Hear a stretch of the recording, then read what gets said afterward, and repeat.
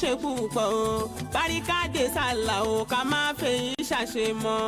Ọdún iléyá ti dé gbogbo múmìnì náà o pẹ̀lú múmìnà ẹ̀mí wa ó ṣe púpọ̀ o Báríkádé sálà o ká má fèyí ṣàṣemọ́. Ọdún iléyá ti dé gbogbo múmìnì náà o pẹ̀lú múmìnà kẹ̀mí wa ó ṣe púpọ̀ o Báríkádé sálà o Báríkádé sálà o ká má fèyí ṣàṣemọ́. Ọdún iléyá ti dé gbogbo múmìnì náà o pẹ̀lú múmìnà kẹ̀mí wa ó ṣe púpọ̀ o Báríkádé sálà o ká má fèyí ṣàṣemọ́. Ẹ̀yin tìlú Ghana ẹ̀yin tìlú Ghana ẹ̀yin tìlú Ghana o ẹ̀gbọ́n kí ni mo mú wá. ẹ̀gbọ́n kí ni mo mú wá. Yorùbá Feast ló gbòde. Yorùbá Feast ló gbòde. Lọ́jọ́ kejì ọdún. lọ́jọ́ kejì ọdún. A fẹ́ ṣe fàájì rẹpẹtẹ. a fẹ́ ṣe fàájì rẹpẹtẹ. kájọ dúpẹ́ fọ́lọ́hun. kájọ dúpẹ́ fọ́lọ́hun. Pàtúndọ̀dún èyí. Pàtúndọ̀dún èyí. Ọlọ́run jẹ́ àjọṣọpọ̀ ọdún wa. Ọlọ́run jẹ́ àjọṣọpọ̀ ọdún. Mo ní gbogbo yín la pè kẹ́ wá. Gbogbo yín la pè kẹ́ wá o Yorùbá Feast. Gbogbo yín la pè kẹ́ wá. Àwọn èèyàn jàǹkànjàǹkàn tó máa wà níbẹ̀. Taofeek Suleimana Òṣùpá Ìdínì gbogbo Ghana. Alájà Fatima mi Àbíkẹ́. Aláṣẹ ilé-iṣẹ́ Fatima's Enterprises. Alhaji Dáúdù o Akànnì Agbéniga Babalọ́jà gbogbo Ghana àwọn gan máa wà níbẹ̀ fa. Alhaji Kabiru o àṣẹ Bóyèjọba Lis Lagun aláṣẹ Alibarakatu láyé o Ajanumura aláṣẹ Sprint Unlimited Ajiya Yẹmisí Yèyé Máyégún Accra Ghana àwọn kan máa wà níbẹ̀ fa. His Royal Majesty Ọba Alhaji Abdulrasheed Ibrahim Nine Ọba Yorùbá of Accra. His Royal Majesty Ọba AKH Abdulsalami o Àmọ́ Osaka Olú of Central Region àwọn kan máa wà níbẹ̀ lọ́jọ́ yẹn gangan. His Royal Majesty o Alhaji Mohammed Aliyu Alao Ọba Yorùbá o Ashanti Region àjọ máa wà níbẹ̀ lọ́jọ́ yẹn ni. Prince Taofeek Alao Agbakin of Ashanti Region and Central Region of Ghana and CEO of Alao Busy Express Delivering Company of Ghana and Nigeria. Ajiya Tóyìn o Ọ̀ṣun Máyégún gbogbo Ghana àjọ máa wà níbẹ̀ lọ́jọ́. Báríkádé sálà o ká má fèyí.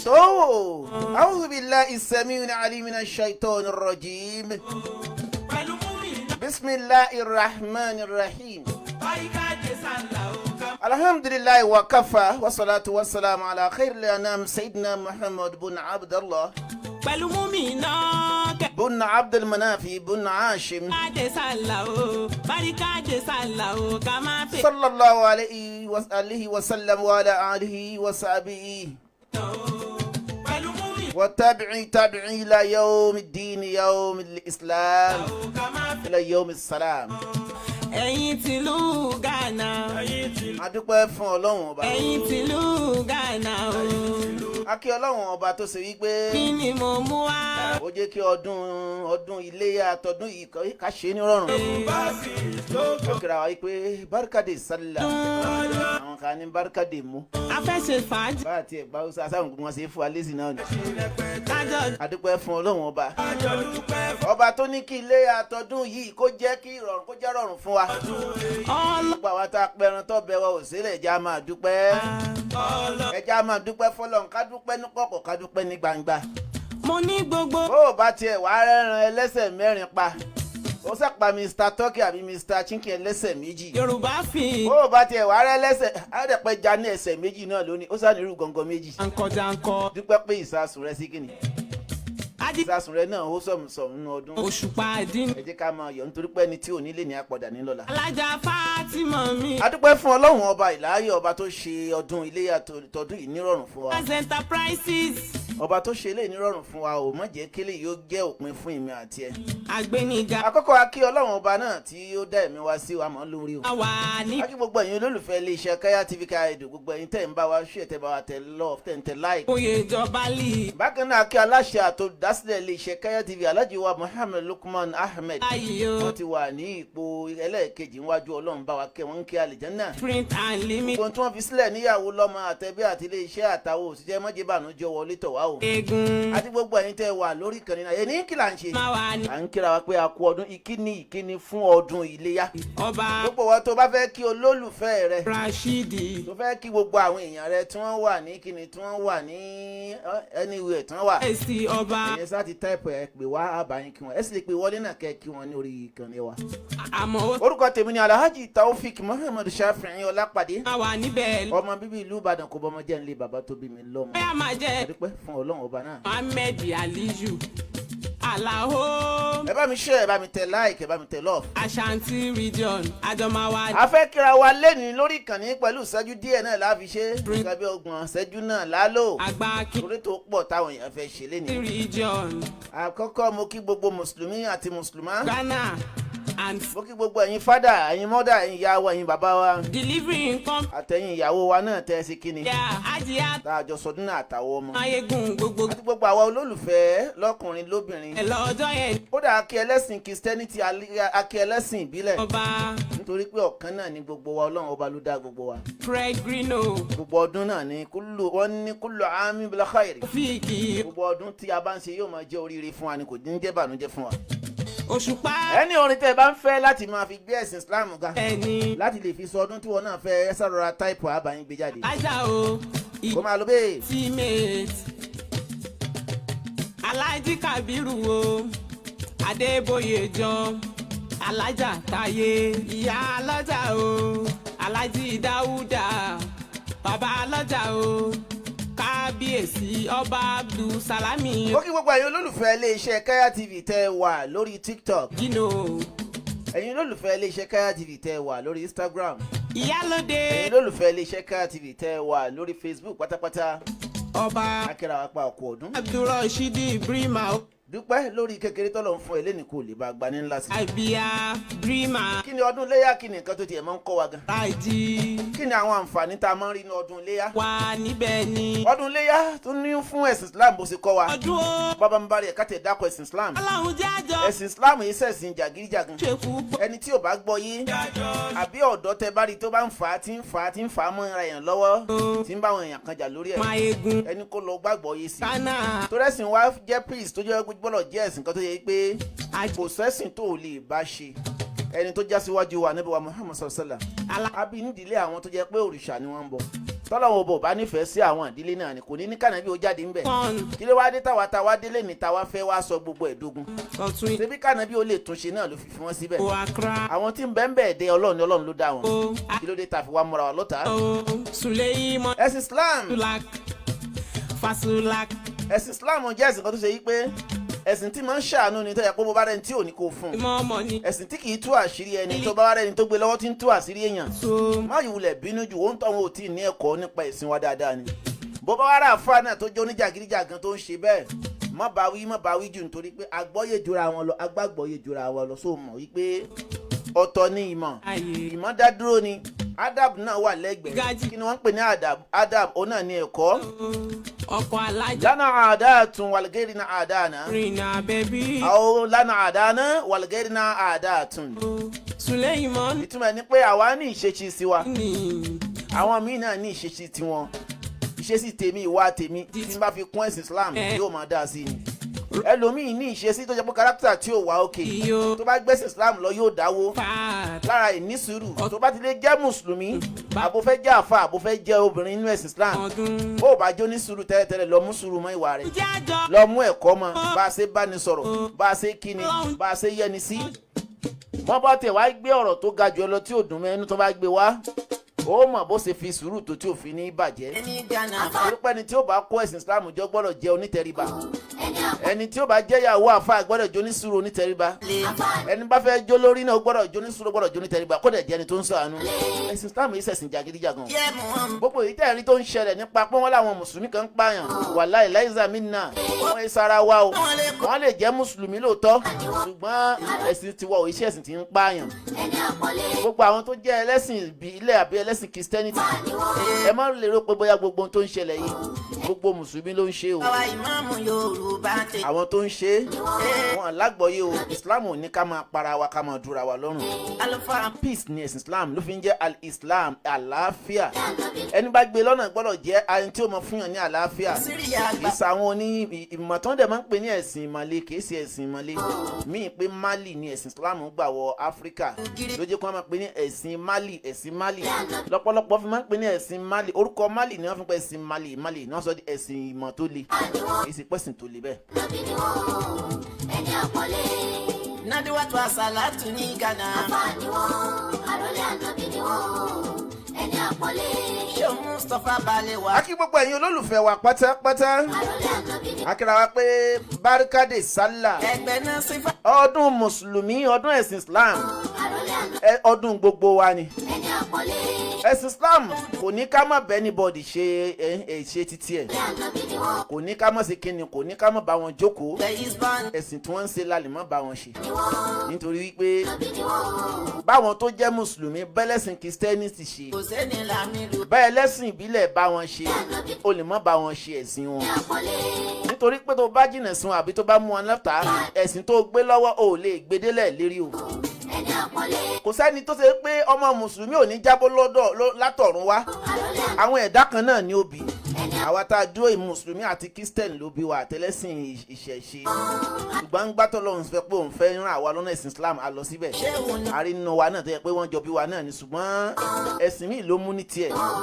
torí náà ẹ̀sìn tí ń bẹ nú ayé yìí kò yẹ kó fa ìjà, kò yẹ kó fa ọ̀tẹ̀. ẹ jẹ́ a gbọ́ra wa yé, ọmọ Nàìjíríà lápapọ̀ sì gbọ́ra wa yé.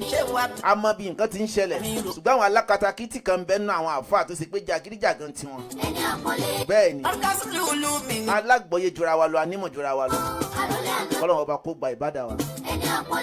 ṣé o kọ́ mọ́ rúdí ní aláwìyé? Àfáàní wọn, àròlé ànábì ni wọn, ẹni àpọ́nlé. ṣé o Abdullahi Diko? Àfáàní wọn, àròlé ànábì ni wọn, ẹni àpọ́nlé. mo ń fi àsìkò yìí kí bàbá wa Àfáàní wọn. Fadilatu Sheikh al-Imam Mustapha Diko, ìmáàmù Yorùbá nílùú Ghana ń bí. bẹ́ẹ̀ ni àwọn ni wọ́n wà ní Kauli, níbi tí wọ́n máa ń so ẹran màálù mọ́ láyé ìjọ ni wọ́n ń pè ní Kauli.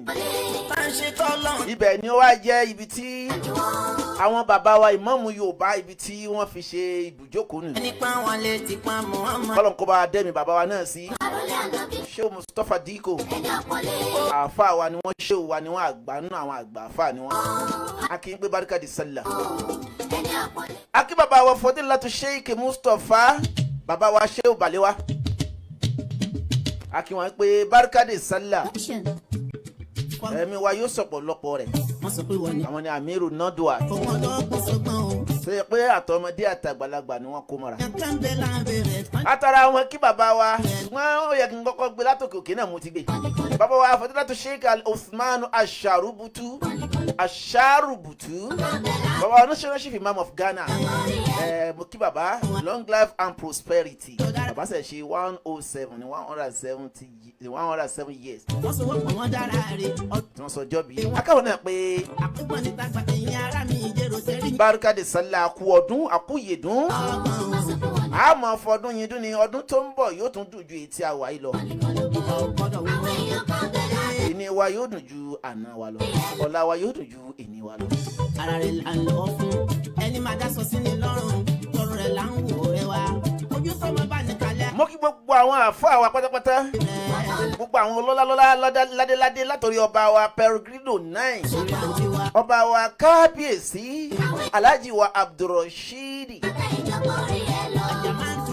Peregrino 9, tó ń jẹ́ ọba fún ọgbọ àwa Yorùbá nílùú Ghana, tí àwọn ìran wọn ti ń jọba bọ̀ lẹ́yìn nǹkan bíi 500 years sẹ́yìn. ìgbà ọdún bí ọdún kan ni. long life and prosperity. Akiwara pé barikadi sallah. Atara yín kí gbogbo àwọn lóyè àtàwọn lóyè tí wọ́n ń bẹ lábẹ́ àwa kábíyèsí náà. Àwa ti ara yín kí gbogbo ládéládé nílùú Ghana. Ọba Abdulsalam ìyẹn nílùú Kasua. Bẹ́ẹ̀ lọ gbogbo ládéládé la kí pé kábíyèsí o.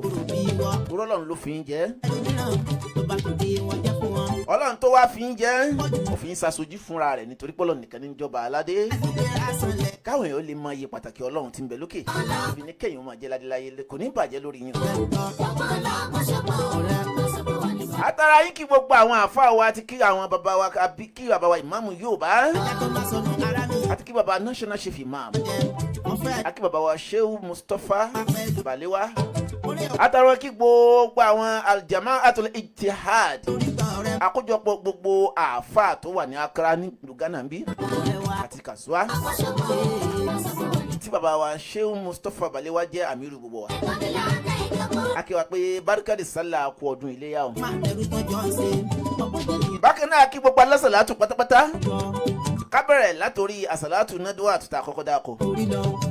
Barikadi sallah àkí yasuna wọn àdẹ̀kí gbogbo àwọn àmìra wọn náà.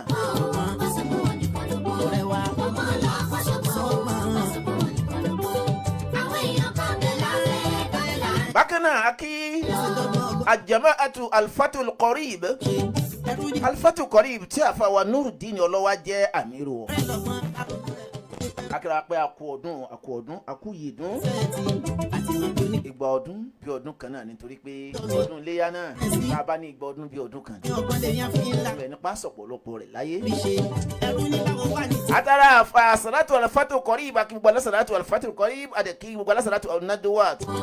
Akí àmírà àti ìyá Sunna àti alfatu Qarib náà.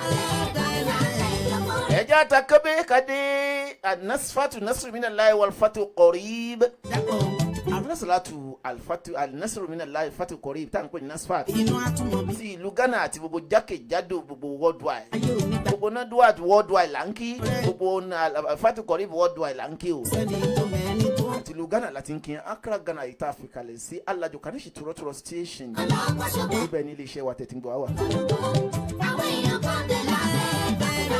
Aki Nasfat, Aki Yasunda Nasfat, Aki Baba wa Fadilatu Sheikh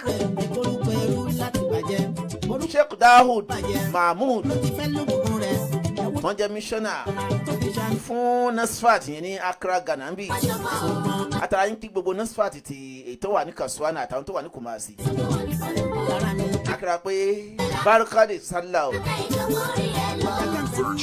Akí gbogbo àwọn àfáà wa tó wà ń bẹ pátápátá ní pé àkú ọdún àkú yèdún.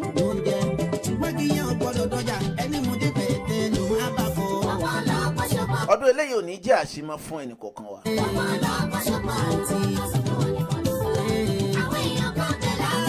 Ẹjọ́ takún bí kádébí àsàlátù Ansarudini. Ansarudini jẹ́ àsàlátù kan tó ti yẹ pé àwọn ni wọ́n kọ́kọ́ dé ìlú Ghana bá sí ń gbọ́ kábàrù. Àwọn Ansarudini, àwọn bàbá wa, àwọn àmírùn àkìyín. Àwọn bàbá wa akí gbogbo yín o. Bàbá ní a máa dárúkọ ọkọ̀ gba àwọn àfáà náà kọ́lá mọ̀tá. Àdẹ̀kí àmírù àdẹ̀tún kí gbogbo àwọn alásàlátù, akí gbogbo àwọn ìyá àdínì wọn náà àti chairman àti gbogbo àwọn tó jẹ́ alásàlátù pátápátá. Wípé àkú ọdún àkú yèdún. Akíra wa wípé ìgbà ọdún bí ọdún kan ni.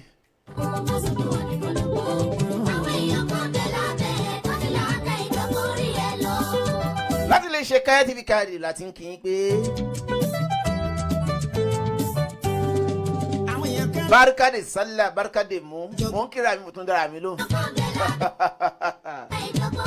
Ẹ dákun gbogbo ẹ̀yin tẹ́ pẹran léyà ó yẹ máa jù síbí yìí ó kọ́ máa lò bẹ́ẹ̀. Olúbísí ọmọ Akínlóye ìtàn mọ̀lú yẹn gbọ́dọ̀ jẹ́ tán o torí gbogbo mò ń gbọ́rò lánàá o mi ìwà lánàá ni èmi náà àwa náà yanjú àwọn kan lọ́wọ́ ni ṣe àmì pé mi kọ́kọ́ béèrè mi kọ́kọ́ béèrè ẹ̀rọ ẹ̀kọ́ gbé tèmi wá kọ́kọ́ lọ gbé tèmi wá kémi wá gbé tèmi wá. kílẹ̀ wí. tó wọn la dúpẹ́ lọ́wọ́ àwọn tó gbẹ́rẹ̀ ránṣẹ́ wa àtàwọn tó gbórí mọ̀lú wa gbogbo ẹ̀yin tẹ́ gbé tán màálù wá pátápátá gbogbo yín la kí o. gbogbo ẹ̀yin tẹ́ gbé ráìsì náà wá. àti ẹ̀dúgbò gbogbo tinú àwẹ̀ tí ẹ ti ẹ̀dìwọ́ náà àti ìjẹ tán. mo gbà pé ráìsì lọ́dún yìí pípọ̀ rẹpẹtẹ o. a ó pọ̀pọ̀pọ̀ mi ṣeré wa láì. àmì ìkàpọ̀ ráìsì máa sì máa ka mẹ́wàá. kì í sàwọn 5 kg sí o. àpò ńláńlá ni o. àpò bẹ́ẹ̀ nítorí pàwọn náà ń ṣe bẹ́ẹ̀ ni o. ayayaya. Abíọ́ládé onílé mọ́ sálámọ́. iléeṣẹ́ Kaya TV amúniláradá ni wọ́n ní adẹ́rìn pa òṣónú. gbogbo ẹ̀yin tẹ́ gbé ẹran wá gbogbo ẹ̀yin tẹ́ gbé ẹran wá. ẹnìkan fọ àgbò ńlá kan wá fún mi lánàá ẹ ṣé àdúpẹ́ o. àbísí gbóyìnde. à ń yanjú ẹran ni ò tí a wá lánàá ò tí a wá sórí kan. eléyìí ọ̀rẹ́ wa wá. ó yẹ kí Káyọ̀ yẹ kó lọ gbogbo ibi tó ti kírun yídì lánàá. padà torí. akí gbogbo ẹ̀yin tẹ́ náwó sí wa ń bì. èmi tó yá. akí gbogbo yín pátá ẹ ṣé àdúpẹ́. ilé olú. ẹ̀yin tẹ́ sẹ́ndì owó náà sí iléeṣẹ́ Kaya TV Kaya Radio. ilé olúwa. pé àwọn ètò tá a bá ń ṣe kó máa flow ká máa fáwọn èèyàn lẹ́bùn ẹ ṣé àdúpẹ́ ẹ̀ ní jábọ̀ o. abalùkè ọmọ títì. òkè ni wọ́n lókè lẹ́mú máa ń ru sí òkè náà lẹ́ẹ̀ma lọ. ilé ayọ̀ ilé olúwa ni. látàsíkò yìí jẹ́ kí àti kí àwọn ansọ́rù díìnì àwọn aláràǹsí ẹ̀sìn aláràǹsí ẹ̀sìn Islam orúkọ ìjọ wọn ni. àtàrà yín kí jama. ilé olúwa ni. Al-Izza al-Jama'atu Al-Izza Izzatulillahi tí a fa wa Fadilatu Sheikh Abdulaziz Ali wọ́n jẹ́ Amira Al-Izza worldwide tí wọ́n wà ní Ghana bí. akẹ́rà wípé àkọ́ ọdún akẹ́ Amiru wa náà àdẹ̀tún kí Amira akẹ́ chairman wọn náà àdẹ̀tún kí gbogbo àwọn alásàlátù padà ìyá súnà bóyin dàkí wípé àkọ́ ọdún léyà ọbẹ̀ ò ní sílẹ̀ fún gbogbo wa o ìwọ tó ti ń pẹran ló wá rí bákan lọ́dún ìmọ̀bànújẹ́ o torí pé bẹ́ẹ̀ yóò ṣe bóyá èyí ìtọ́jú yẹn lọ à ń ṣe sátidúpẹ́ lórí ọ̀rọ̀ tọ́lọ̀ ń ṣe fún ó sọ pé ẹ̀sùn mọ́ mi. torí gbà mí bẹ̀ẹ́ téèyàn afẹ́ náwó tó máa ń diwó ẹran lọ́wọ́ tó wọ ẹran yẹn máa wá bá nǹkan míì lọ. padà láti rọ. ṣùgbọ́n sáàrí tó náwó lé lórí àtìyàwó àtọmọ gbogbo wọn wà lálàáfíà ẹnìkan ní ọmọ òun tó rẹ̀ lọ́dún yìí ni òjé kó wọ́n pẹran dúpẹ́ pé òróró tó fi tọ́jú rẹ̀ Ọlọ́run nípa àwọn ọmọ náà fún wa. òun tàgbẹ̀ fèrè lé ìdùnnú. ọdún tó ń bọ̀ òun ni kí. àjọ wà ní ájì àjọ wà ní umra. tó láti kó. ibẹ̀ láti ṣe kíni ibẹ̀ láti kí láti Allahumma labbaik. tó láti kó. labbaik la sharika laka labbaik innal hamda wa ni'mata laka wal mulk la sharika lak. ilé olúwa ni. gbogbo ẹ̀yin alálàájì pátápátá mo kì í. ilé olúwa ni. ájì yín. gbogbo oníṣẹ́. Ọlọ́run ó gbà ní bàdà ó ti gbà ní bàdà. abalùkè ọmọ títí dé tán ni. gbogbo àwọn tí wọ́n dẹ̀ lọ náà tí wọ́n ti bọ́ síwájú Ọlọ́run látara pọ́n lọ sáájì Ọlọ́run ọba yóò bá wa fọ̀rọ̀ kẹ́wọ̀n. mo gbọ́ ọ̀rọ̀ kan tẹ́nìkan sẹ́ndì sí orí Facebook. ẹ ṣiṣẹ́ ní. sẹ́rí gbogbo àwọn ẹlẹ́sìn pátápátá. pẹ̀ tó ṣiṣẹ́. ìwọ tó bá yẹ pé o gbé ẹ̀sìn lọ́wọ́ bóyá mùsùlùmí àbẹ́sìn ìṣẹ̀ṣe àbí ẹ̀sìn Christianity. wọ́n bẹ̀rẹ̀ sí. mọ̀ bá wọn bú ẹ̀sìn kankan torí Ọlọ́run. sórí tá a bá ní ká máa wo ìwà táwọn èèyàn kan wù ń pa mùsùlùmí inú àwa mùsùlùmí àbí inú àwọn Christian àbáwọn oníṣẹ̀ṣe a kàn máa bára wa jà lọ ni. sọ̀rọ̀ ọ̀pọ̀lọpọ̀ àwọn èèyàn oníjàgídíjàgan tí máa ń sábà máa ń dá àwọn èèyàn lóhùn lórí Facebook yẹn ẹ mọ̀ dá wọn lóhùn mọ́ tó bá gbàgbọ́ yé ẹ̀sìn tó o ní dáadáa kò nídìí kó o dẹ́ni bọ̀dì lóhùn. ẹ̀wọ̀n ẹnìkan wọ́n ṣe AI yẹn dẹ̀ lélẹ́yìí àwọn tí wọ́n ṣaláìsí ní ìgbà tí wọ́n lọ sí umra ìgbà tí wọ́n lọ sáàjì bẹ́ẹ̀ dẹ̀ ni AI ni wọ́n ṣe máa ń sin òkú kọ́ nílẹ̀ Mẹ́kà kọ́lẹ̀ rí yẹn o wọ́n kì í kírun sí òkú nílẹ̀ Mẹ́kà bó o ṣe rí bí wọ́n ṣe gbé sínú AI yẹn irọ́ ni wọ́n pa. ẹnìkan tí ò fẹ́ràn ẹ̀sìn Islam ló ṣe AI yẹn ó wá lọ gbé òkú ó wá tò àwọn òkú jọ more than 40. ìgbà tí ẹni tí ó wá jẹ́ ẹni tí ó dànsí èsì yìí kò kì í ṣe mùsùlùmí ṣùgbọ́n ẹlẹ́sìn ìbílẹ̀ ni ó wá lọ sọ yìí pé ẹ̀yin mùsùlùmí ẹ kú ẹ̀sìn tẹ ó sá dárúkọ kan pé ó fi kíní yẹn bú àwa mùsùlùmí pé ṣẹ́sìn là ń ṣe àbí à ń fi ẹ̀mí rúbọ ṣùgbọ́n gbogbo tó sọ sára èmi rí i pé bóyá bóńtọ̀ ń ṣe gbọ́ àgbọ́yé sí ni ó nídìí kó sọ bẹ́ẹ̀ kò sí ẹ̀sìn kankan tẹ́nìkan fẹ́ nìkan tó fi ń bọ rí àbí tí wọ́n fi èèyàn rọ́pò kíní kan o Ọlọ́run là ń sìn ìwọ tó ń pe ìṣẹ̀sìn ṣẹ̀ṣẹ̀ náà ìwọ náà mọ̀ pé nǹkan kan náà ló ń sìn bẹ́ẹ̀ kò sí ẹnìkan tí ó mọ bu ẹnìkan pa ẹ̀sìn kan àwọn tó ń ṣe ẹlẹ́sìn Christianity wọ́n ní nǹkan tó ń kálukú ń sìn kò sẹ́nìkan ò gbọ́dọ̀ bú ẹ̀sìn kankan ó gbàgbọ́ yé ẹ̀sìn rẹ ló fi ń sìn Christian náà gbàgbọ́ ẹ̀sìn wọn náà fi ń sìn káwọn mùsùlùmí náà gbàgbọ́yé ẹ̀ bó bá wá rí mùsùlùmí tí bá wá ń bú ẹnìkan mùsùlùmí yẹn ò ní àgbọ́yé ẹ jẹ́ alágbọ́yé dáadáa pẹ̀lú ń tá a gbé lọ́wọ́ gbogbo wa pátápátá kò sẹ́ni tí wọn ò bí nídìílé oníṣẹ̀ṣe èmi a máa sọ dáadáa wọ́n bí mi nídìílé rẹ pé mélòó ènìyàn tó òòṣà ńlá ń bẹ ń bẹ Ṣàngó ń bẹ ń bẹ Ògún ń bẹ ń bẹ Èṣù gan wà ń bẹ ẹni tó lè mú un. wọ́n ń bọ eégún bẹ̀ rẹpẹtẹ kò sẹ́ni tí wọ́n bínú lé ìdílé ọmọ Yorùbá adúláwọ̀ tí ò bá ìṣẹ̀ṣe nú ayé tàbí ó lágbá. tá a bá wá di mùsùlùmí lè nìyẹn ò ní a máa bú wọn. rántí ọjọ́ kan. bó bá tẹ̀ wá fẹ́ pèèyàn sójú ẹ̀nẹ̀sì Islam sódìgbà tó bá ń bú wọn ni sóò ní làákàyè pẹ̀lú Quran tó ké ni. kò sẹ́dìgbà tó bá tó ń bú ẹnìkan kó tó lè rọ́nà Ọlọ́run wọ. Ànábì Muhammad tọ́lọ̀ sọ̀lá tọ́lọ̀ ń gbé wá lánàá ẹ̀sìn náà ó gbé wá pẹ̀lú peace ni kó fi lè gbọ́ àgbọ́yé dáadáa. ẹ má ṣe kánjú. ẹ dákun ẹ bá mi ṣe kí ni àwọn èèyàn kí ni wọ́n fẹ́ wà lórí prógámù yìí ẹ bá ń háàdì ẹ báwọn èèyàn sì lè wà ń bẹ̀. àti ọ̀rẹ́ mi. ṣé rí ẹ̀sìn Islam kì í ṣẹ̀sìn tí a máa ń para wa lẹ́kún o bó bá rí èèyàn kan tó gbé ẹ̀sìn Islam lọ tó ṣe Allahu Akbar tó ń dùnyàn lọ́rùn jẹ́ kó mọ̀ pé kò í ṣẹ̀sìn Islam ló ń ṣe. Ànábì tó ja ogun pẹ̀lú ẹbí tí a ní. kì í ṣe pógun tó ja ó mọ̀ọ́mọ̀ ja ogun. àwọn ọ̀gá ẹni. a mọ̀ pé ńlẹ̀ Mẹ́kà náà ẹ̀sìn ṣẹ̀ṣẹ̀ jẹ́ kan ẹ̀sìn tó kọ́kọ́ wọ bẹ̀ torí pé Ànábì wa Muhammad sallallahu alaihi wasallam ó ní al-Islamu garibiyya fasayakunu kama bada ẹ̀sìn Islam ẹ̀sìn àjòjì ni yóò padà tún di ẹ̀sìn àjòjì náà àti yóò padà àrùn mídùú ló wá mídùú náà ló máa lọ. àwọn òbú nísùn yẹn torí pé Ọlọ́run ti parí ọ̀rọ̀ ẹ̀ síbẹ̀. gbogbo ayé ló bá ìṣẹ̀ṣe nú ayé gbogbo ayé pátápátá ló bẹ́sìn ìbílẹ̀ nú ayé àwọn kan ti ń lólé ayé káwa tó débẹ̀. èsì Ádámọ̀ ni ẹni Ọlọ́run kọ́kọ́ dá sílé ayé ó ti dá àwọn ẹ̀mí kan. ṣùgbọ́n tó bá wá délé ní gbogbo àwọn tá a láǹ jẹ́ mùsùlùmí náà àwọn àáfàá wa tí wọ́n ṣiṣẹ́ àṣelà àṣepé ni wọ́n wẹ àwọn bàbá wa náà sínú ẹ̀sìn tí gbogbo wa yìí náà fi ń jẹ́ mùsùlùmí tí mo fi ń jẹ́ Muhammadu Taofeek. bẹ́ẹ̀ ni wọ́n á di àáfàá lẹ́nìí kí wọ́n á ní máa bọ́ àwọn tó wà ń bẹ̀ ajẹ́ pólúwọ̀ lágbóyè ní tó gbé lọ́wọ́ ni. ẹ dákun mo rọ ẹ̀gbọ́n tó jẹ́ oníṣẹ̀ṣe tó ń sọ̀rọ̀ náà má bú ẹnìkan pẹ̀lú ẹ̀ o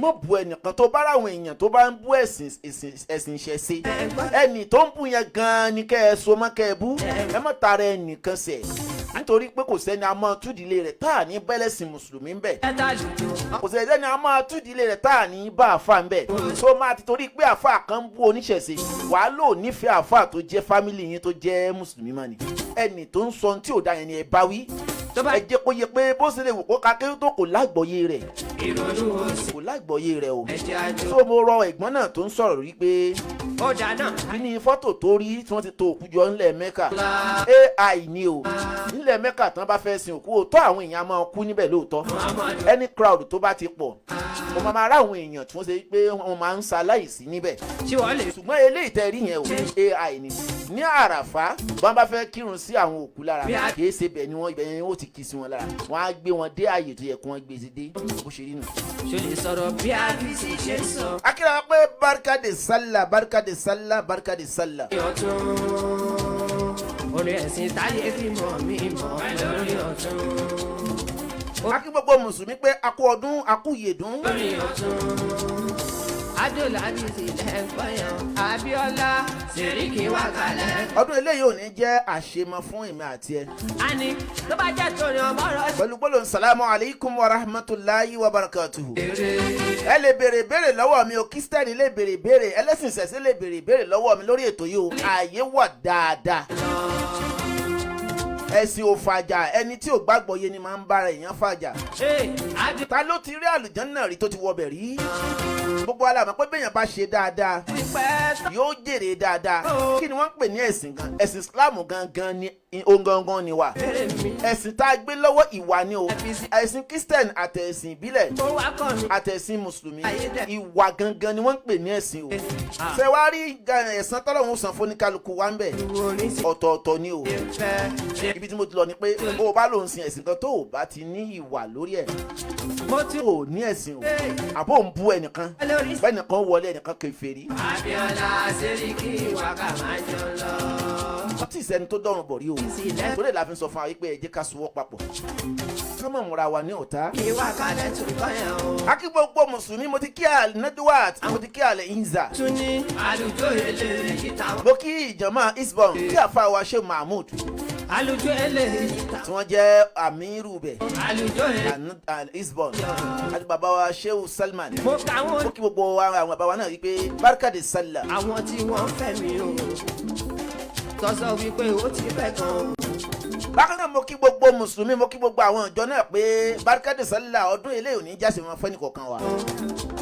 ẹ jẹ́ ń tara kánmọ́kánmọ́ kí n dénú àsàlátù wo ni. mo sì mi adarúkọ wọn. Alwaf Alwadud láti ìlú Kaswa ìfọdé láti Sheikh Nuruddin. mo kẹ̀dẹ̀ máa darúkọ. ẹ̀tún jẹ́ amiru Alwaf náà nílùú Kaswa. ìwà kalẹ̀. akẹ́rẹ́ àpò àpò ọdún mo kí ìyá àdínì bẹ̀ mo dẹ̀ kí chairman náà. ábísí lẹ́. wípé mo ti dé o. barka de sallah barka de mu. àti kí Nadwat àti kí Alfati Korib àti kí Nasfat àti kí Ansaru Dini bákan náà àti kí Inza àti kí Alwaf ó kẹyọkan. subhana makadi adani binuri girawani. ẹ bá mi ṣe ẹ bá mi tẹ like ẹ bá mi tẹ like ta ni wọ́n fẹ́ kí nínú àwọn fámìlì yín kú ọdún ta lẹ fẹ́ kí kú ọdún o ẹni tẹ́ ẹ bá fẹ́ kí ẹ jẹ́ ká mọ̀ ẹ pè wá sórí nọ́mbà +23326087860. Sharali hama wa wakoni wa mankafa wa kafani wa mankala wa kalani salali badi uli manani alana bákẹ́rẹ́ kí ìjọ المركزيين الذي موجود في بلاد في هذه البلاد الغنى المركزيين بقول السلام عليكم ورحمة الله وبركاته عيد مبارك. ọdún iléyá ó jẹ́ ọdún kan tí gbogbo mùsùlùmí ibi tá a ti mọ̀ pé ẹ̀sìn ò gbọ́dọ̀ fa ìjà ó dẹ̀ kọ́ wa lẹ́kọ̀ọ́ bí ìmọ̀ ṣàdéhùn bóyá oore kan ló ń fẹ́ tó tí ì rí wọ́n ṣàdéhùn débi pé wà ní kọ́lọ́run ọ̀bọ ṣe kíni kó gbà lọ́wọ́ rẹ láàárọ̀ kó tiẹ̀ àbí kó tiẹ̀ sórí yẹn fún ọ wà láwọ́kànnì bí ó bá gbà lọ́wọ́ rẹ láàárọ̀ kó tó dọ̀sán àdéhùn tó bá ní sípa rẹ̀ tó ní síka rẹ̀ mọ́ ṣe àdéhùn rẹ̀ o. ahlan wa sallam. ọlọ́run ọba mo tún ti dé gẹ́gẹ́ bí ẹni tó mọ ìyẹn kábíyèsí ọba lọ́lọ́jọ́ ìmọ̀lẹ́ tó tún ìmọ̀lẹ́ lọ. ẹ̀sìn Islam ẹ̀sìn tó jẹ́ pé ẹ̀sìn àlàáfíà ni o. ìyá aláwọ̀. tẹ́ bá wá rí tí ó bá fa mùsùlùmí tó fi ń jà ẹ wádìí ẹ̀ dáadáa ẹ wá ní kí mùsùlùmí ó jà kó máa pààyàn. bẹ́ẹ̀ nìkan bá wá ń ṣe Allahu Akbar tó wá ń dúnbú èèyàn ó ń tọ̀hún èṣe mùsùlùmí o. ó ní àwọn kan tó máa ń ránrú wọn níṣẹ́ bó bá dẹ̀ ti rí bẹ́ẹ̀ orúkọ mùsùlùmí náà ni wọ́n fi máa ṣe ṣe é mọ̀ yí pé àwọn àáfàá kan ń bẹ tó yẹ pé wọ́n ń gbéyàn wọ́n ń pààyàn tí gbogbo aráyé mọ̀ tí wọ́n ń pariwo síta ẹ ti mọ̀ pé ìgbésẹ̀ yẹn ìṣègbésẹ̀ mùsùlùmí wọ́n kàn gbé aṣọ mùsùlùmí wọ̀ ni bó bá rí èèyàn tó bá wá ń ṣerú ẹ̀ wọ́n fi torí ìtara tiẹ̀ máa bú gbogbo àwọn ẹlẹ́sìn míì àbáwọn mùsùlùmí míì ẹni tó gbàsọ àbùkù wọ̀ yẹn ni ẹ kàn lábùkù bó bá rí ẹ̀sìn oníṣẹ̀ṣe aláwọn oníṣẹ̀ṣe àwọn onífá lóríṣiríṣi tí wọ́n ṣe déédéé tí wọ́n ṣe dáadáa ẹ nídìí kẹ́ ẹ bú ẹnìkan kẹ́ ẹ bẹ́ẹ̀ nìkan jà nígbà tí ì sì pé business là ń ṣe níbo sáda olójú Al-Qur'an sọ ọ́nù Suratul Kafirun ba'dal isti'azati wal basmala oni bismillahir rahmanir rahim qul ya ayyuhal kafirun la a'budu ma ta'budun wala antum 'abiduna ma a'budu wala ana a'budu ma abattum wala antum 'abiduna ma a'budu lakum dinukum waliyadin. Al-Qur'an sọ pé kul ìrí Ànábì sọ fún ya ayyuhal kafirun ẹ̀yin tẹ́ jẹ́ kèfèrí ṣé wá ní pé ẹ̀lìkàfírìn tó sọ kò dákọ̀ oníṣẹ̀ṣe o àwọn èèyàn lámọ̀ṣe nǹkan gbọ́ o kò dé dákọ̀ mùsùlùmí kò dákọ̀ ẹlẹ́sìn Christian gbogbo ẹ̀dá tí ò bá ti mọ̀ọ́rẹ́ láyé káfìrí ni bá àfáà bá ṣe nǹkan èèwọ̀ tọ́lọ́hun ò fẹ́ ti di káfìrí aláìmọ̀ọ́rẹ́ ní jẹ́ káfìrí káfara ẹni tó jẹ gbèsè ó jẹ gbèsè ó ti ṣe nǹkan èèwọ̀ ó wàá san kan náà sọ fún kúlì yá ayyuhal kafirun ìdí ànábì sọ pé yá ayyuhal kafirun mo pè yín kèfèrí la a'budu ma ta'budun. ìgbà tí wọ́n pe ànábì gẹ́gẹ́ bá ànábì ṣe jẹ́ pé wọ́n bí nídìílé oníṣẹ̀ṣe ẹlẹ́bọ tí wọ́n máa ń pè wọ́n gan-an ìtumọ̀ àwọn èèyàn ní òye kò sẹ́ni tí kì í ṣẹbọ kí ni ìtumọ̀ ẹbọ wọ́n ní ẹnu ni wọ́n ń pè ní ẹnu ń tà ń bọ́ ẹ ti gbọ́ ẹgbọ́ Yorùbá yẹn yé bọ́ a ti sọ ẹbọ a ti sọ di orúkọ nǹkan àbàjẹ́ bí n bá ń jẹun lọ́lẹ́ báyìí wọ́n á ní olúbọ̀bọ̀ tìrìbọ̀ bí èdè Yorùbá ọba ẹnu ẹ̀mí ẹnu náà ní ohun tá à ń ti nǹkan bọ̀ so eyín gẹ́gẹ́ ṣe orúkọ táwọn èèyàn fún pé àwọn ẹlẹ́bọ náà gbogbo pátápátá gbogbo ẹni tó bá ti ń jẹun sẹ́nu ẹni tó ń bọ ẹnu ni. wọ́n ní yá ayyuhal kafirun wọ́n pe ànábì torí pé ó jẹ́ ọmọ ìdílé tí a pé oníṣẹ̀ṣe ni wọ́n àwọn bàbá rẹ̀ ẹ mọ̀ pé kò ní bàbá kò ní ìyá wọ́n wá ń pe bàbá rẹ̀ pé ọmọ tó wà lọ́dọ̀ rẹ̀ jẹ́ ọmọ bá wa ṣẹ̀sìn ìṣẹ̀ṣe wa ṣùgbọ́n ànábì ò lọ wọ́n pe ànábì wọ́n gbé ogun ti bàbá ànábì látara rẹ̀ sallallahu alaihi wasallam látara àgbógun ti bàbá yìí dáàbò bo ànábì ẹ máa wo ṣé ìgbà táwọn àáfàá kan ń ba orúkọ oníṣẹ̀ṣe jẹ́ ìwọ́dẹ̀ ní àáfàá nínú fámìlì rẹ̀ oníṣẹ̀ṣe ni ẹ́ sọ wàá ti torí pé àáfàá kan ń ba orúkọ àwọn oníṣẹ̀ṣe kan jẹ́ ó wà ló hétì àáfàá fámìlì tiẹ̀ àbó hétì mùsùlùmí fámìlì rẹ̀ ẹni tó ń tàbùkù oníṣẹ̀ṣe ó ní ẹgbàmúkẹ́ báwí. Ànábì wa Muhammad sallallahu bàbá rẹ̀ jẹ́ oníṣẹ̀ṣe àwọn ẹbí àwọn ẹgbẹ́ yòókù sọ pé ìrẹ́ lágbájá Abdul Muttalib ó wá pé ànábì Muhammad pé wá kó wá máa bá wa ṣe ìṣẹ̀ṣe ànábì ò gbà fún bàbá rẹ̀ àwọn ẹbí ẹgbẹ́ yìí fẹ́ mọ̀ fara ní ànábì látara wípé kò bá wọn ṣe bàbá ànábì Abdul Muttalib ó ń dáàbò bò pẹ̀lú agbára tó ní agbára àṣẹ̀ṣe tó ní ó fi ń protect ànábì kí wọ́n má bàa fara nítorí pé ọmọ rẹ̀ ni. tí ẹ rí nǹkan báyìí o kò fẹ́ kó orí irun rẹ̀ ó parun bẹ́ẹ̀ bá tiẹ̀ ó lóun ò bá mi ṣẹ̀sìn ẹ wà nípa ọmọ mi. ó ń dáàbò bo ànábì wa Muhammad sallallahu ṣùgbọ́n kò bá ànábì ṣe ẹ̀sìn Islam o ànábì náà ò dẹ̀ bá ṣe ẹ̀sìn rẹ̀ ọlọ́run ànábì sọ fún pé kúlì yá ayyuhal kafirun ó pe ẹ̀yin aláìmoore ẹ̀yin kèfèrí la a'budu ma ta'budun.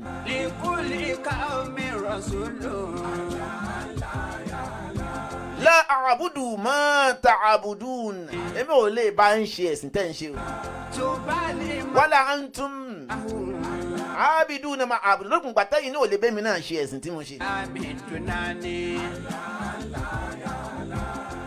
ẹ gbọ́ mi yé. ìwọ tó fẹ́ bá mi sọ̀rọ̀ tó bá fẹ́ sọ̀rọ̀ lórí ẹ̀ ó yẹ jẹ́ ká sọ̀rọ̀ lórí rẹ̀ ẹ̀sìn Islam ò fàjà gbogbo ẹ̀sìn pátápátá Ọlọ́run mọ̀ pẹ́sìn tí ń bẹnu ayé ju iye tá à ń wí lọ.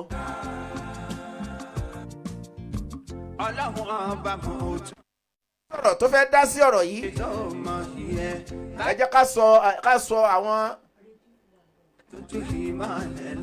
ẹ jẹ́ ká ṣe kíni ẹ jẹ́ ká jọ sọ̀rọ̀ ká jọ gbé ẹ̀sìn ga ni ká fi ìfọ̀kànbalẹ̀ máa bá ìrìn àjò ayé wa lọ ẹ má jẹ́ a máa nira wa lára ìyá tó bí èmi ẹlẹ́sìn Christianity ni inú ìdílé wọn òòṣà ń bẹ rẹpẹtẹ ìgbà tèmi tiẹ̀ wà ń kékeré èmi a máa wọbẹ̀ lọ àwọn èèyàn máa ń fẹ̀yìn rìn wọlé ni èmi máa wọbẹ̀ ń tèmi ni dèní eléni àwọn èèyàn fẹ̀yìn rìn wọlé ń bẹ̀ náà ni o ṣùgbọ́n tí n bá fẹ́ wọbẹ̀ ń tọ́ pé ibi tí wọ́n ti bí wa náà ni èmi á wọbẹ̀ ní àfáà lèmi wọ́n bá dẹ̀ wá ń ṣe nǹkan wọn ní bá mi wọ́n ti mọ̀ pé ọmọ àwọn ni ibi ẹ̀sìn tó nǹkan gbà lọ ń tiẹ̀ ni. Ọlọ́run mi wá torí mi. bí mo ti wá lọ ń bẹ̀ ni pé ṣé nígbà tá àfáà kan ń borúkọ àwọn oníṣẹ̀ṣe jẹ́ àwọn táwọn tó jẹ́ pé àwọn ìdílé tó bí àwa náà oníṣẹ̀ṣe ni wọ́n ṣé kán wá ti torí ẹ̀ kán wá láwọn héètì èmi tí mo jọ ọmọ wọn tí wọ́n bí. àfáà tó bá ń tàbùkù ṣẹ̀ṣe òun ni ẹ bá wí ẹ má jẹ́ ó ta bá gbogbo àwọn àfáà yòókù àbí mùsùlùmí yòókù gbogbo mùsùlùmí kọ́ ló ń hu ìwà bẹ́ẹ̀ o ọ̀kan ni gbogbo ẹja sowọ́ papọ̀ nítorí pé àyè wà tá a ti ran ara wa lọ́wọ́ lọ́jọ́ ọ̀la àjọ ń lọ iléèwé kan náà àtàwọn ọmọ yín àjọ ń jẹun bì kan náà à ń jẹun bì kan náà à ń wọ mọ́tò kan náà àjọ ń fẹ́ra wa kí ló dé tá a fẹ́ yé ti ara wa ẹ̀sìn òfàjà fẹ́ tí ò bá gbàgbọ́ yìí o à ń kíra pé barika di sẹ́lẹ̀. Ànábì nígbà tèmi ò bá ti bá yín tẹ́ ẹ̀ bá mi ṣẹ̀sìn tẹ́ ẹ̀ ń sìn tèmi náà dẹ̀ bá yín ṣe tí lakum dinukum.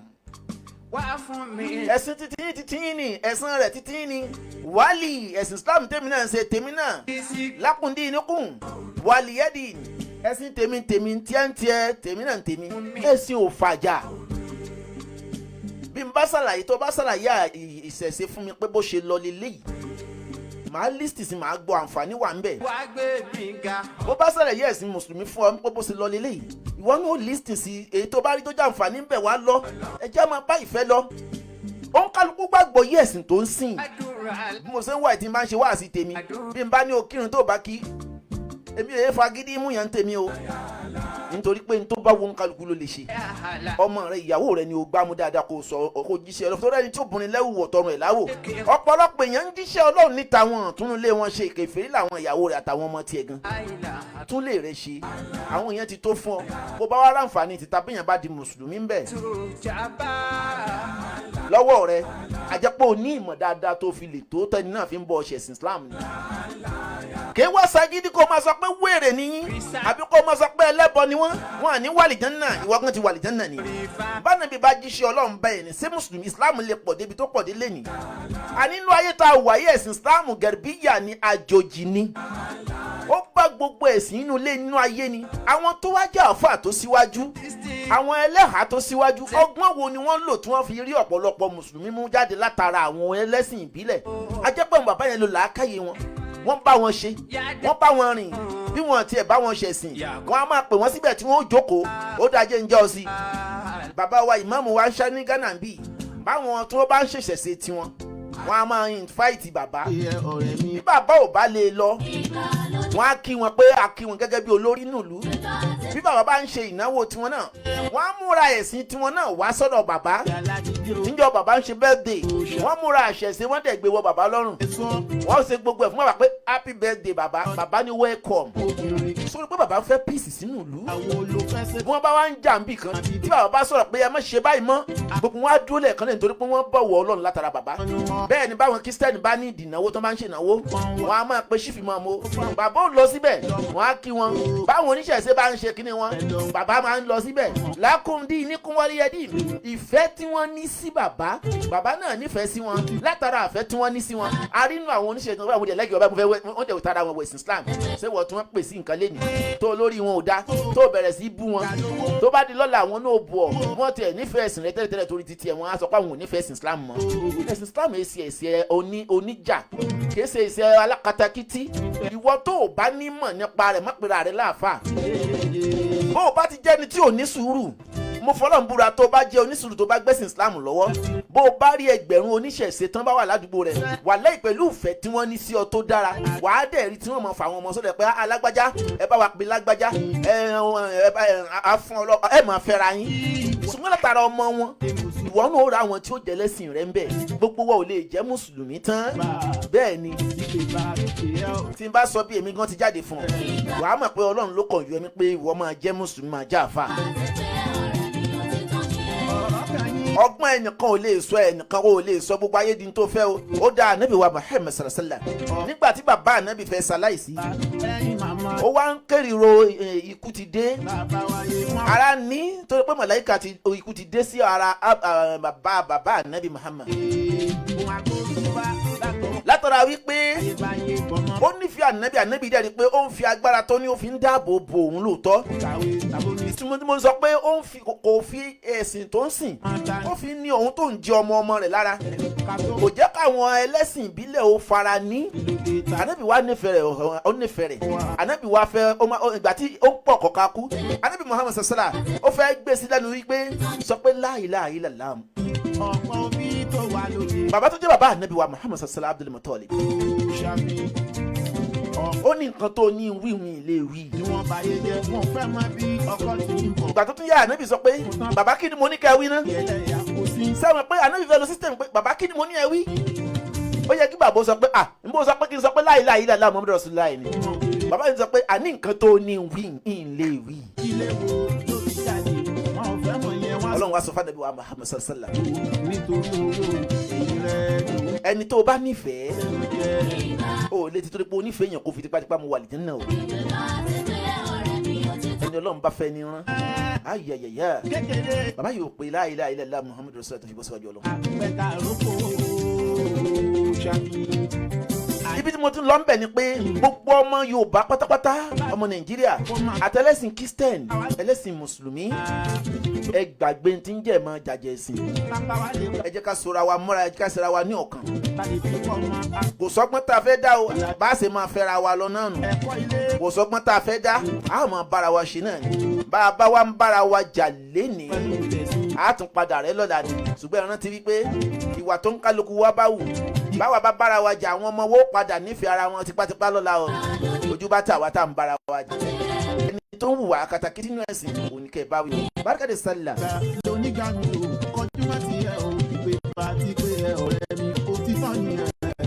How are you? Good morning, good afternoon. How is family? This radio is a Kaya radio in Ghana, Accra, Ghana.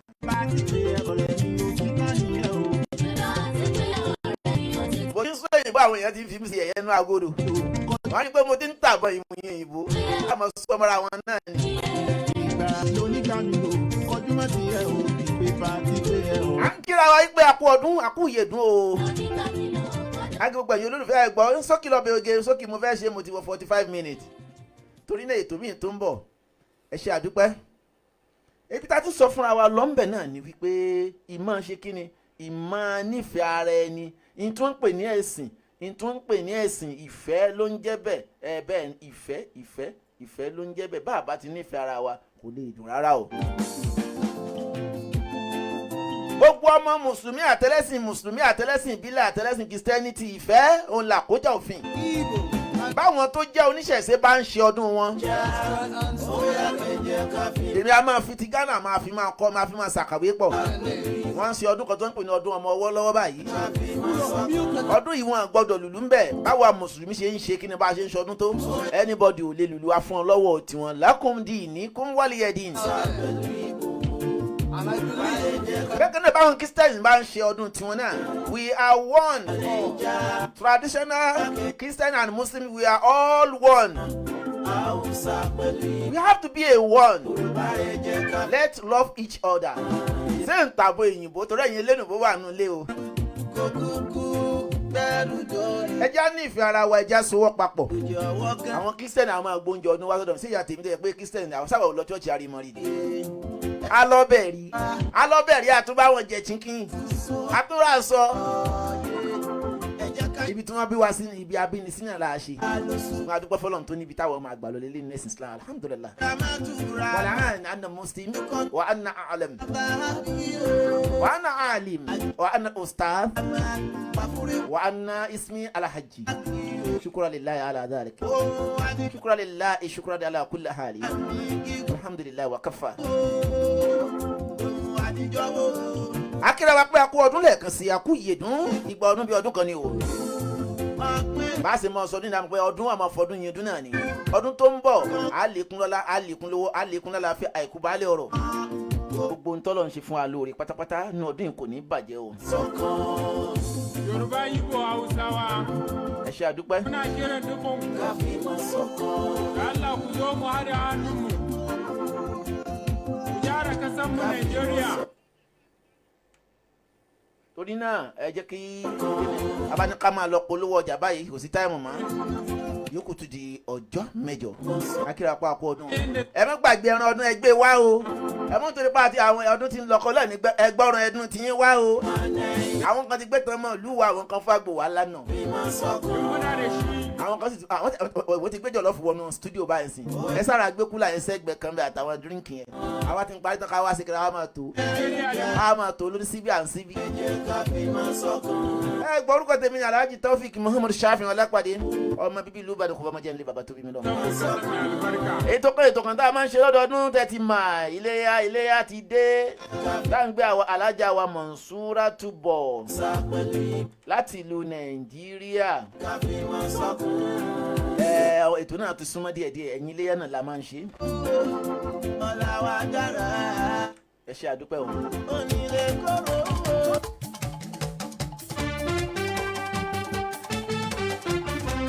mo kí olúbísẹ̀ ọmọ akínlóye mo kí gbogbo àwọn tàjọ́ ń ṣètò pátápátá ẹni àwọn òtí ò gbọdọ̀ wòran. igwe DJ Tuga bàbá wa fífẹ́ ọmọ mọ́jẹ̀mú madam olúwa bùn mi. Abiolade oní. alájà wa káyà alájà ọmọ Suratu Akabaola. Abiola tún dé. mo wà pé a kú ọdún tuntun yìí a túbọ̀ wa lára gbogbo tá a ti ń bèrè látọ̀dún tó kọjá yóò tó wa lọ́wọ́ lórí. ọ̀rẹ́ wa wá forin kankan ṣé káwọ́ lé ní àbíká padà. ẹja sọ̀kan ẹja ṣe déédéé ẹja fọwọ́sọ papọ̀ torí pé wọ́n ní ìkan parapọ̀ ìkan mọ̀lé. ilé olúwa. èrùn tẹ́ríyàn náà parapọ̀ wọ́n mọ̀ gìyàn àwọn oyin náà parapọ̀ wọ́n mọ̀ sáfárà. gbogbo oníṣẹ́. gbogbo apátápátá ẹja pọ̀ ká fi mọ̀ ṣọ̀kan o. àìkọ́wọ̀ ọ̀rìn ìjọ àmọ́ àsìkò pa wọ́n ń gbà mí o. bẹ́ẹ̀ ni. ilé ayọ̀ ilé olúwa ni. ẹ ṣe àdúpẹ́. ilé olúwa ni o. gbogbo oníṣẹ́ ibi ẹ̀mí àbọ̀ abalùkè ya ọmọ títí dé tọ́ni. ọdún ilé àti dé. yóò kún tó di ọjọ́ mẹ́jọ bẹ́ẹ̀ ni ẹ pàdé mi lórí àwọn àkọ́tún ètò mìíràn ẹ ṣe àdúpẹ́ kí lè lójú orí ó dàbọ̀. máa fèyí ṣàṣemọ́. ọdún ilé àti dé. gbogbo mú mi nìyàn o. pẹ̀lú mú mi náà ẹni wá ó ṣe púpọ̀ o. báyìí ká dé sálà o ká máa fèyí ṣàṣemọ́. ọdún ilé àti dé. gbogbo mú mi nìyàn o. pẹ̀lú mú mi náà kẹ́mi wá ó ṣe púpọ̀ o. àjànàkú kọjá àmórí kan fún bá a bá rẹ ní ká sọ fún ààrẹ ní gbogbo ẹ̀yin tí a fẹ́ lọ sí hajj tàbí kúmúrà iléeṣẹ́ àlìbárákàtì nílá ẹ̀ ní kẹ́ ẹ bá lọ iléeṣẹ́ tó kà màmá iléeṣẹ́ tó yọrantí iléeṣẹ́ tó ṣe é fọkàntán bá a bá bá wọn lọ sí hajj tàbí múrà ẹ ó ṣiṣẹ́ yín láṣẹ pérépéré òtẹ́ẹ̀lì tó súnmọ́ kàábà lẹ́ máa dé sí ẹ ó bá wọn àfáàgbàgbà pàdé níbẹ̀ tí wọ́n máa fọ̀rọ̀ ọlọ́run bọ̀ wá ìdánilẹ́kọ̀ọ́ tó péye tí ó mú ìrọ̀rùn bá wá wà nílé iṣẹ́ wọn gbogbo àwa tá a fẹ́ lọ sí hajj ọdún yìí ààyè wà fún wa láti sanwó wa sílẹ̀ tàbí àwa tá à ń gbèrò pé ọdún tó ń bọ̀ la fẹ́ lọ sí hajj kọ́lọ́run kó kà wá yẹ àǹfààní wà fún wa láti sanwó wa sílẹ̀ léyìí tí ó fi mú ìrọ̀rùn bá wa alibarakatu nílá ìwọ àjákèjádò àgbáláyé gbogbo ẹ̀yin tẹ́ ẹ wà ní Kumasi Kasua Bolitanga Burkina Faso Togo ni títí tí ó fi dé ìlú Ghana ẹ má wulẹ̀ dààmú jìnnà ẹ tara ṣàṣà máa bọ̀ sí ẹ̀ka iléeṣẹ́ wọn tó wà ní ìlú Ghana Ghana office wà ní Jayo East Legon adjacent to Jayo Central Mosque Medina branch Medina taxi rank opposite Ecobank head office wọn wà ní suite 2 Olomore housing estate Abeokuta Ogun State Lagos branch ó wà ní shop 31 Abraham Adesanya shopping complex Onípànù Ṣómólú Lagos Ìjẹ̀bú-Òde branch ó wà ní SA Awoyelu Street off Ibadan garage beside health center Dogbo Ìjẹ̀bú-Òde Ogun State fún ẹ̀kúnrẹ́rẹ́ àlàyé ẹ pè Ghana number sórí +233 556 933 392 tàbí kẹ́ ẹ pè +233 235 592 071 ẹ tún lè pè sórí +233 555 703 356.